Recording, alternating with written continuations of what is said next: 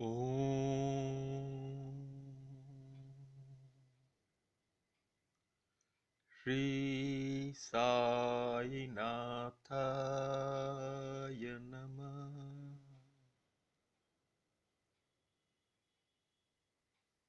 श्री साई सच्चरिता अध्याय 3 रोहिला की कथा। यह कथा श्री साई बाबा समस्त प्राणियों पर समान प्रेम की घोतक है, प्रमाण करती है कि बाबा हर एक प्राणियों को एक समान प्रेम करते हैं। एक समय रोहिला जाति का एक मनुष्य शिरडी में आया। वह ऊंचा, चौड़ा, सुदृढ़, सुगठित शरीर, इतना सुंदर था। रोहिला बाबा के प्रेम से मुग्ध होकर शिरडी में ही रहने लगा। वह आठों प्रहर अपनी ऊंची और कर्कश ध्वनि से कुरान शरीफ के कलमे पढ़ता था। अल्लाह अकबर, अल्लाह अकबर, ऐसे नारे लगाता था।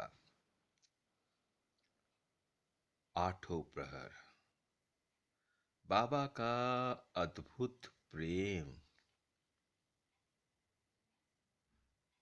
जिसने रोहिला को शिरडी में रहने के लिए बाध्य किया। रोहिला भी बाबा के प्रेम में ऐसा डूबा कि आठों प्रहर 24 घंटा कलमे पढ़ने लगा। और शिरडी के अधिकांश लोग खेतों में दिन भर काम करके रात्रि को घर लौटते थे, और रोहिला का ये कर्कश पुकार उनका स्वागत करती थी। उन्हें अच्छा नहीं लगता था। वो विश्राम रात्रि में शिरडी वासी ये कलमों की आवाज सुन के सो नहीं पा रहे थे। पहले पहले तो उन्हें कष्ट सह लिया। अब ज्यादा असुविधा जब अनुभव करने लगे तो वो जब असहनीय हो गया, सब मिलके बाबा के पास गए। और बाबा के पास जाके रोहिला का इस उत्पात से शिरडी वासियों ने कहा, हमें बचाइए, उसे बताइए कि ये थोड़ा शांत हो। देखिए, साईं बाबा के 5 ग्रामवासी आके रोहिला की उत्पात की बात कर, बाबा क्या कह रहे हैं। बाबा ने उन लोगों की सबकी प्रार्थना ध्यान से सुनी, पर उन प्रार्थना में ध्यान दिया नहीं। सुना, ध्यान नहीं दिया। उल्टा बाबा ने कहा, अपने काम से मतलब रखो, रोहिला की तरफ ध्यान मत दो, तुम अपना काम में ध्यान दो। अब वो लोग कहने, नहीं बाबा, हम लोग अपने काम में ही ध्यान दे रहे। तब बाबा ने कहा, सुनो, तो एक सच्ची बात बताऊं? बोले, क्या? बाबा ने उनसे कहा, रोहिला की पत्नी बुरे स्वभाव की है। और रोहिला को और मुझे खुद, बाबा को, बहुत कष्ट पहुंचाती है। परंतु जब रोहिला कलमे पढ़ता है, उन कलमों के सामने रोहिला की पत्नी का उपस्थित होने का सामर्थ्य नहीं है। वो कलमों के सामने उपस्थित नहीं हो पाती उसकी पत्नी। इसी कारण रोहिला शांति और सुख से रह रहा है। गांव वाले समझ नहीं पाए। यथार्थ में बाबा रोहिला की पत्नी का विषय में क्या कहना चाहते हैं? बाबा तो संकेत कर रहे हैं, संकेत, इशारा। कई शिक्षाएं इशारों से ही बताई जा सकती है, क्योंकि ये विद्या अति गोपनीय है। हम सब मोह माया में ऐसे डूबे हैं कि बाबा कहते हैं कि तुम्हें समझाना बहुत मुश्किल है।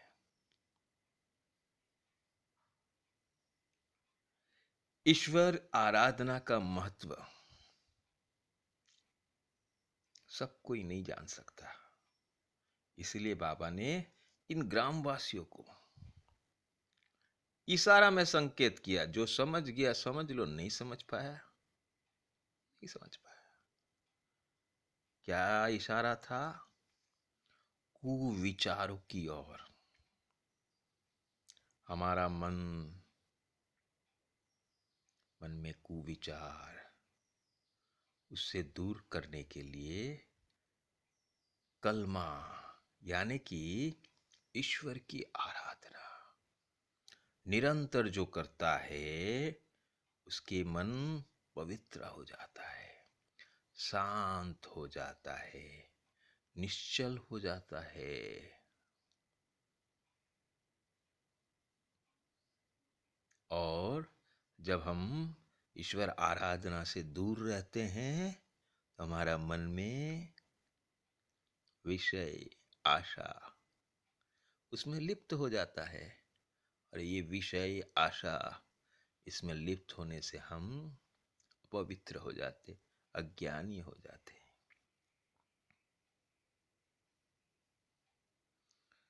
रोहिला रोहिला की कथा प्रारंभ में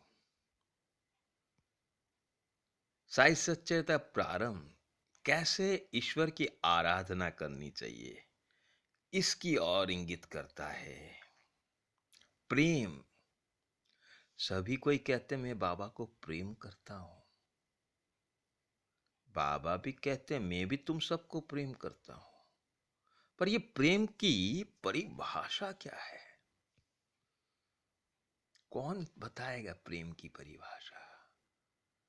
साईं सभी प्राणियों को एक समान प्रेम करते हैं, और सभी प्राणियों भी साईं को प्रेम करते हैं। तो साईं के प्रेम में और प्राणियों के प्रेम में क्या पार्थक्य है, कैसे जानेंगे? कर्म। साईं के वचनों को गौर से सुनेंगे, समझेंगे, उन वचनों में ही रहस्य छुपा हुआ है। साईं कहते हैं ईश्वर की आराधना करने से तुम्हें मुक्ति मिलेगी। ये कुविचारों से, अधार्मिक लोगों से,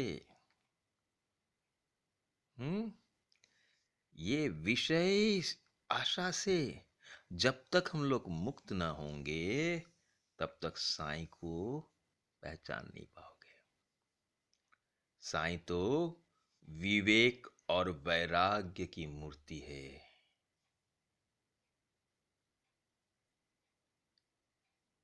साईं जब अपने गुरु के साथ साईं की मुलाकात हुई, उस अध्याय में ठीक से गौर से याद करके पढ़िएगा। साईं कौन है? साईं है विवेक। विवेक यानी कि परम ज्ञान। परम ज्ञान वो होता है जो सही और गलत दोनों का पार्थक्य जानता है, महत्व जानता है। और यही महत्व सिखाने के लिए कथाओं के माध्यम से बाबा हमें उपदेश देते हैं। साईं सच्चरिता में साईं वचनों का और साईं लीला का समावेश है। ग्रामवासियों ने कुछ दिन रोहिला का कष्ट सह लिया। बाद में रोहिला आस्ते आस्ते रोहिला का उत्पात शांत हो गया। ओम।